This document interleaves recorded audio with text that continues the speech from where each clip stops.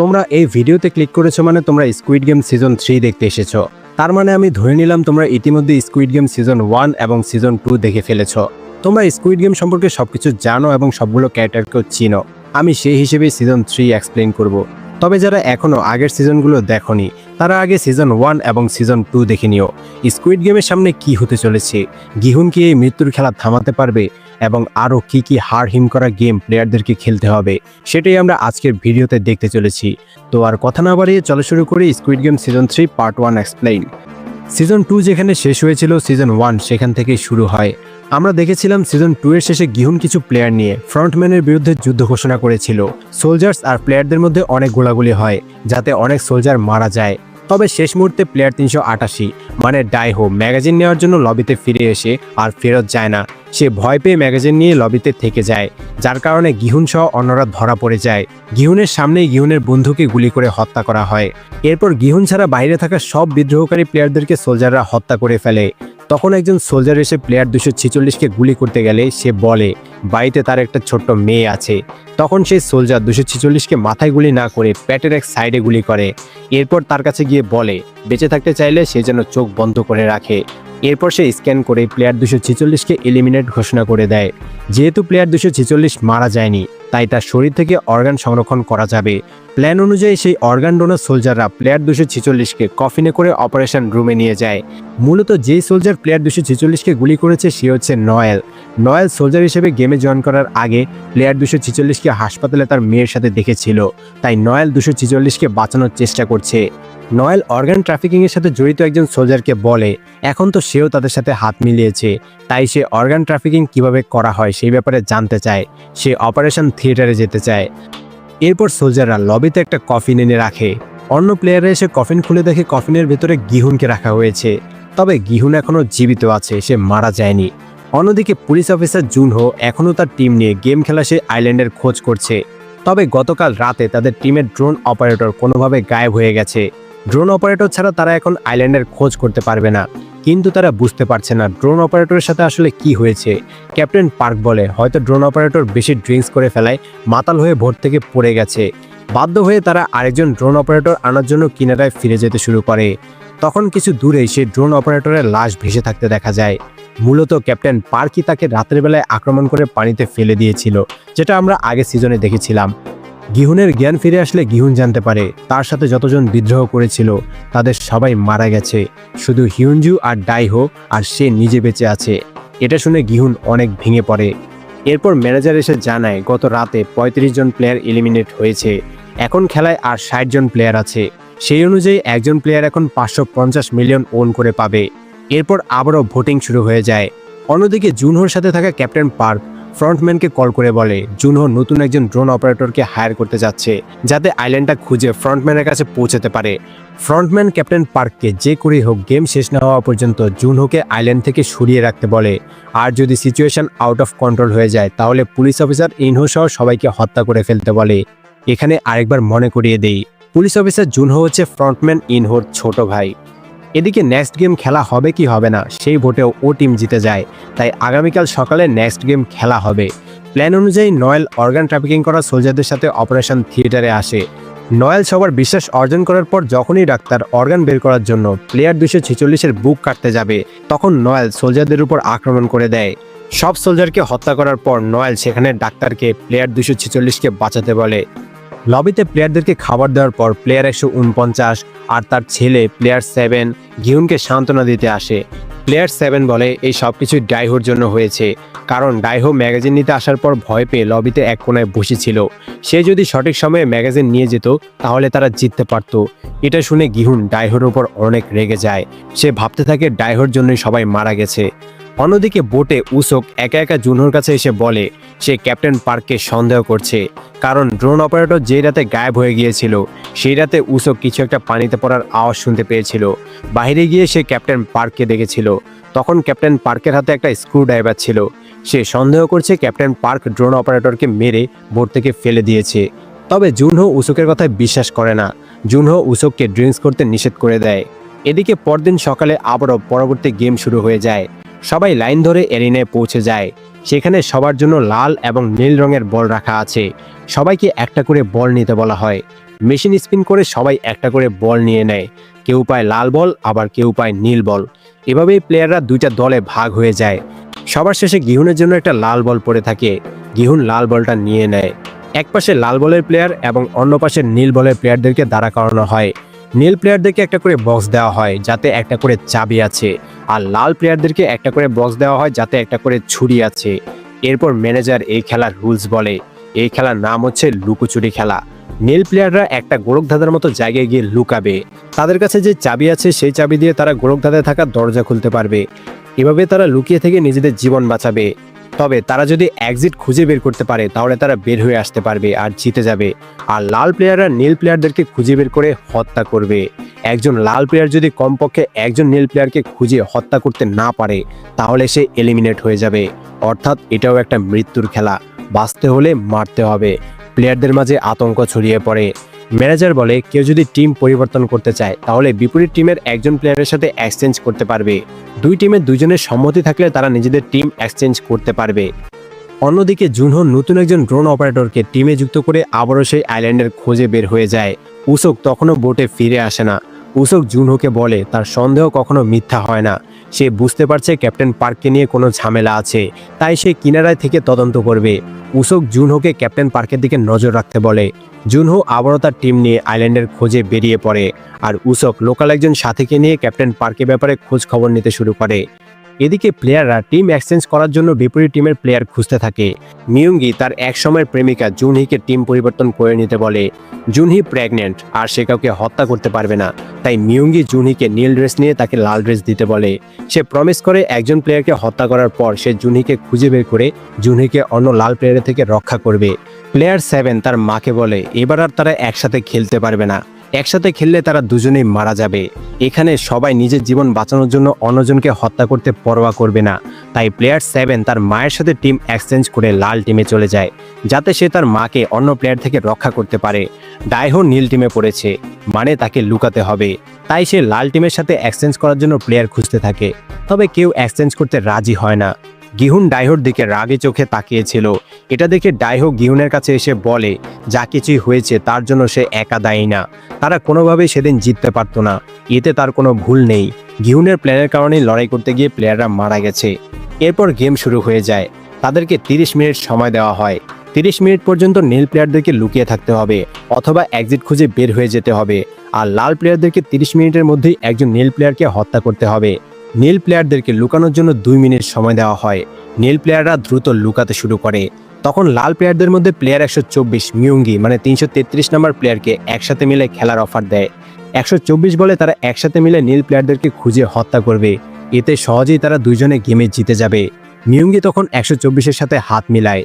জুনহি শারীরিক অবস্থা খারাপ দেখে প্লেয়ার 149 জুনহিকে সাহায্য করতে আসে। তখন হিউনজু জুনহি আর 149-কে তার সাথে যেতে বলে। লুকানো 2 মিনিট সময় শেষ হয়ে গেলে লাল প্লেয়াররা গোলকধাঁধায় ঢুকতে শুরু করে। তখন গিহুন বলে সবকিছু তোর জন্য হয়েছে, মানে গিহুন ডাইহোকে তার বন্ধু আর অন্য প্লেয়ারদের মৃত্যুর জন্য দায়ী মনে করছে। যেহেতু ডাইহো ব্লু টিমে আছে তাই গিহুন ডাইহোকেই হত্যা করবে। লাল প্লেয়াররা ভিতরে ঢুকে নীল প্লেয়ারদেরকে খুঁজতে শুরু করে দেয়, তবে গিহুন শুধু ডাইহোকেই খুঁজতে থাকে। সেখানে একটা লুকোচুরি খেলা শুরু হয়ে যায়। নীল প্লেয়াররা নিজেদের জীবন বাঁচানোর জন্য ভয়ে পালাতে থাকে, আর লাল প্লেয়াররা তাদেরকে হত্যা করার জন্য পিছে পিছে দৌড়াতে থাকে।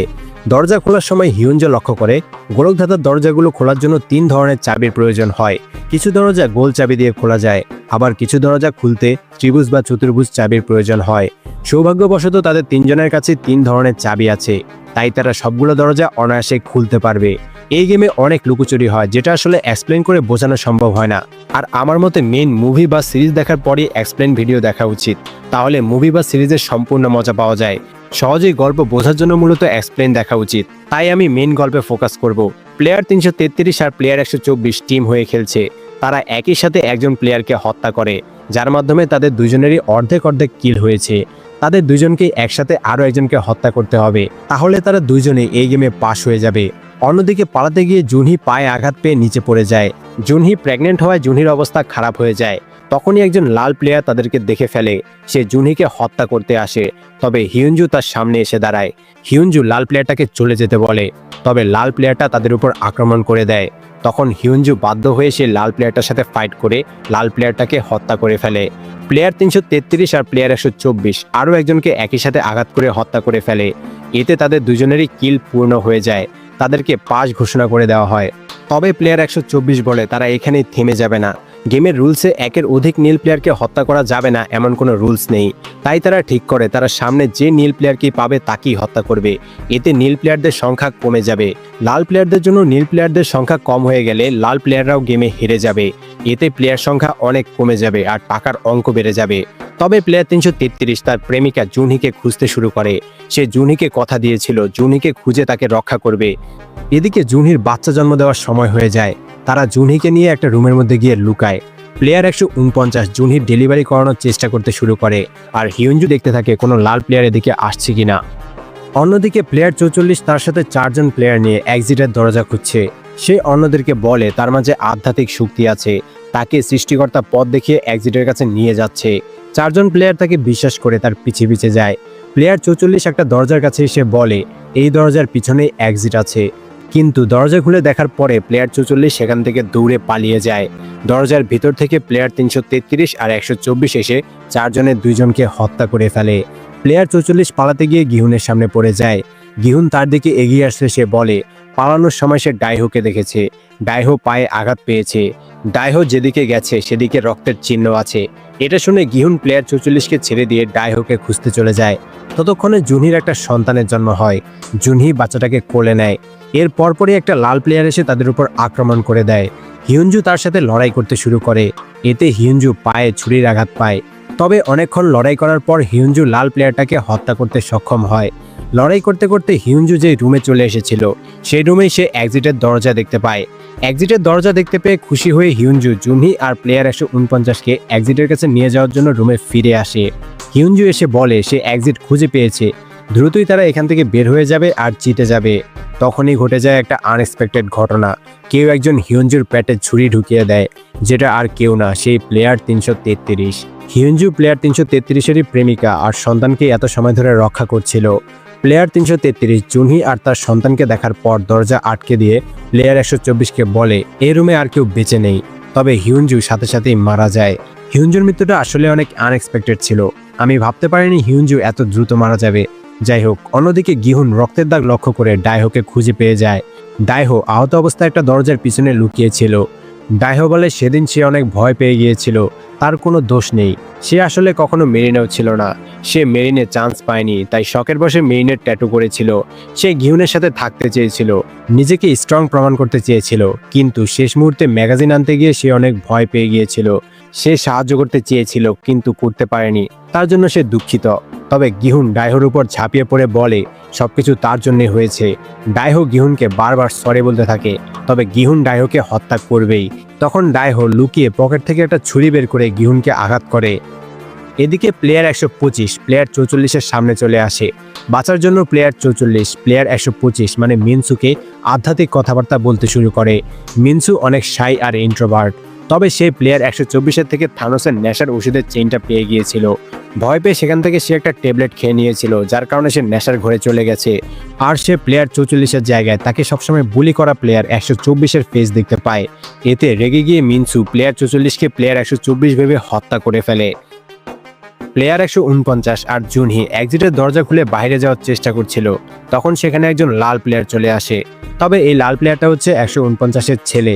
প্লেয়ার 7 বলে সে এখনো কাউকে মারতে পারেনি, সে মারা যেতে চলেছে, তাই এখন সে জুনহিকে হত্যা করবে। তবে তার মা তাকে আটকে বলে সে জুনহিকে না মেরে যেন তাকে মেরে ফেলে।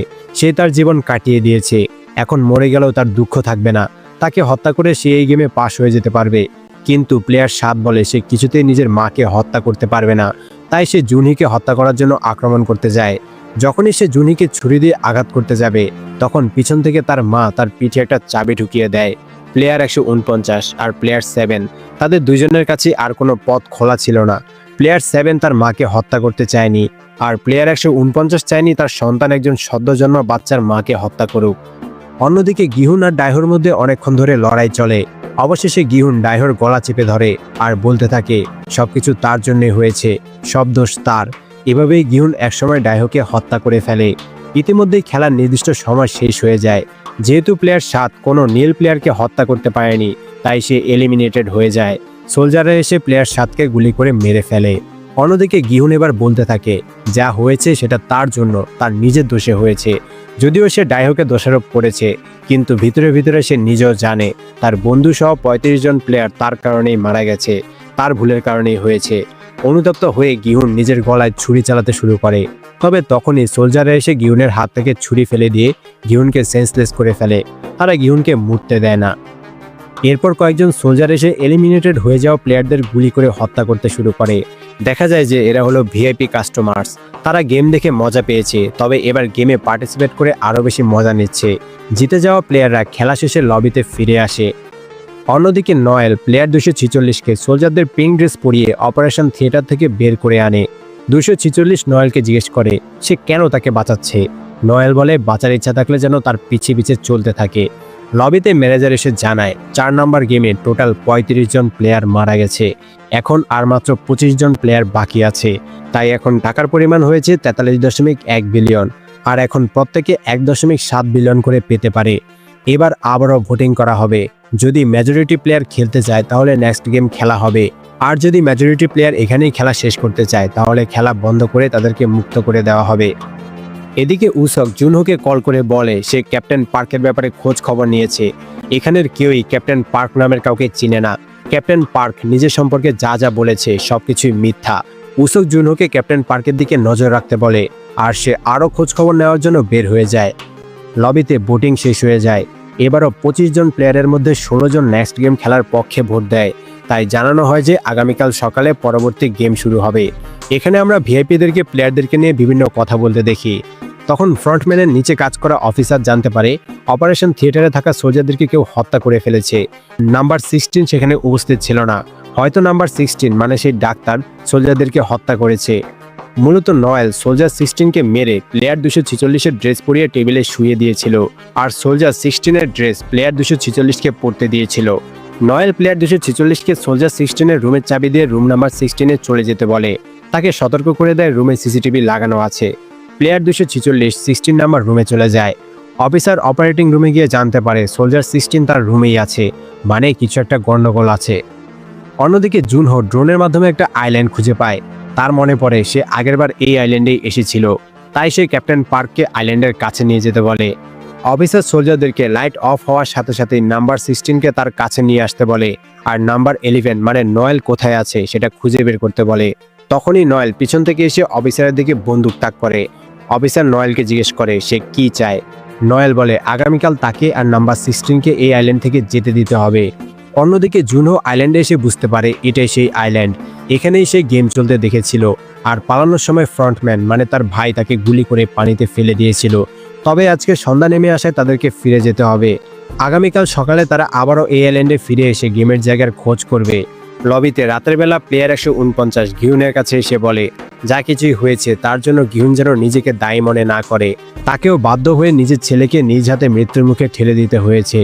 এটা শুনে গিহুন অনেক অবাক হয়। প্লেয়ার 149 গিহুনকে জুনহি আর বাচ্চাটাকে এখান থেকে মুক্ত করতে সাহায্য করতে অনেক মিনতি করে। সে অনেক কান্নাকাটি করে গিহুনকে তার এবং তার ছেলের জীবনের বিনিময়ে জুনহি আর বাচ্চাটাকে রক্ষা করতে বলে। পরদিন সকালে লবিতে সোলজার একটা কফিন নিয়ে আসে। আমরা আগেও দেখেছি লবিতে কেউ মারা গেলে কফিন নিয়ে আসা হয়। তখন দেখা যায় প্লেয়ার 149 রাতের বেলায় গলায় ফাঁস দিয়ে আত্মহত্যা করেছে। এটা দেখে গিহুন অনেক কষ্ট পায়। জুনহিও কান্নায় ভেঙে পড়ে। একজন প্লেয়ার মারা যাওয়ায় গেমের পুরস্কার বেড়ে 1.8 বিলিয়ন হয়ে যায়। অন্যদিকে একজন সোলজার অপারেশন রুমে গিয়ে টেবিলে থাকা বডিটাকে স্ক্যান করে জানতে পারে এটা হচ্ছে সোলজার 16।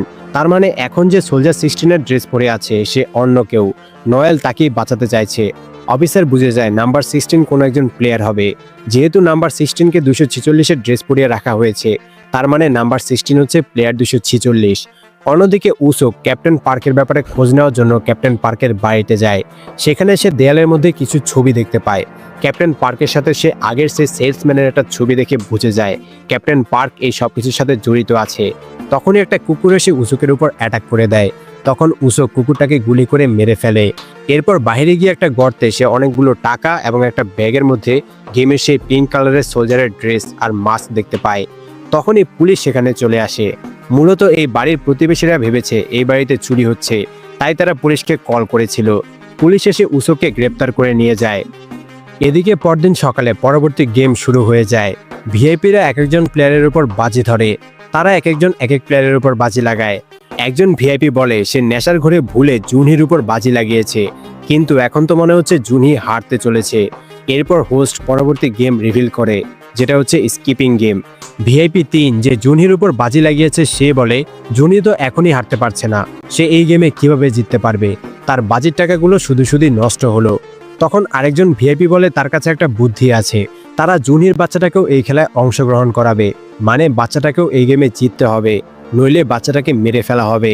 একজন মা নিজের সন্তানের জন্য সবকিছু করতে পারে, তাই জুনহি হয়তো তার সন্তানকে বাঁচানোর জন্য কোনো না কোনোভাবে জিতে যাবে।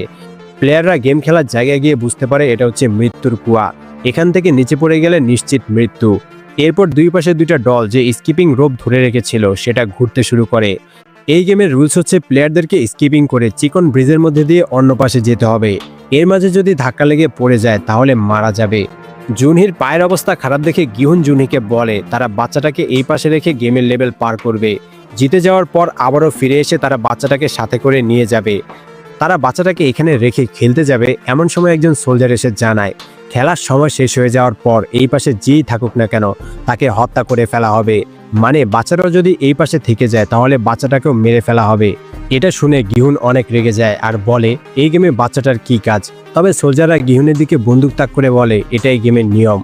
তখন জুনহি গিহুনকে বাচ্চাটাকে তার সাথে করে অন্য পাশে নিয়ে যেতে বলে। গিহুন তখন বাচ্চাটাকে তার বুকের সাথে বেঁধে নেয়।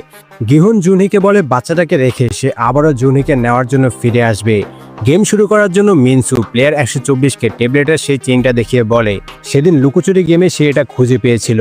ট্যাবলেট খেতে না পেরে 124 তখন পাগলের মতো করছিল। মিনসু চেইনটাকে ব্রিজের মাঝখানে ছুঁড়ে মারে। 124 চেইনটাকে নেওয়ার জন্য ব্রিজের মাঝখানে চলে যায়। তবে চেইনের লকেট খুলে সে দেখতে পায় ভিতরে কোনো ট্যাবলেট নেই। সে অন্যমনস্ক হয়ে যাওয়ায় ধাক্কা খেয়ে নিচে পড়ে যায়। এভাবেই 124 এই গেমেই মারা যায়। এরপর গিহুন বাচ্চাটাকে নিয়ে ব্রিজ পার হতে শুরু করে। গিহুন তো এত সহজে হারবে না। এই গেমে গিহুন বাচ্চাটাকে নিয়ে অন্য পাশে চলে যেতে সক্ষম হয়। খেলার সময় আর মাত্র 12 মিনিট বাকি আছে। গিহুন বাচ্চাটাকে রেখে জুনহিকে বলে সে জুনহির জন্য আবারও ফিরে যাবে। এর মাঝে প্লেয়ার 96 এই পাশে চলে আসে। অন্য প্লেয়াররাও এক এক করে ব্রিজ পাড়ি দিতে শুরু করে। প্লেয়ার 96 অন্যদেরকে এই পাশে আসার জন্য মোটিভেট করতে থাকে, কিন্তু যখনই একজন প্লেয়ার শেষ প্রান্তে চলে আসে তখনই প্লেয়ার 96 তাকে ধাক্কা দিয়ে নিচে ফেলে দেয়। গিহুন এটা দেখে অবাক হয়ে বলে সে এটা কেন করছে। প্লেয়ার 96 বলে এটাই তো গেমের নিয়ম, প্লেয়াররা যত কম হবে টাকার পরিমাণ তত বেশি হবে। এখানেই প্রথম পার্ট শেষ হয়। প্রথম পার্টে 3টে এপিসোড এক্সপ্লেন করলাম, দ্বিতীয় পার্টে পরে 3টে এপিসোডের এক্সপ্লেন নিয়ে আসবো।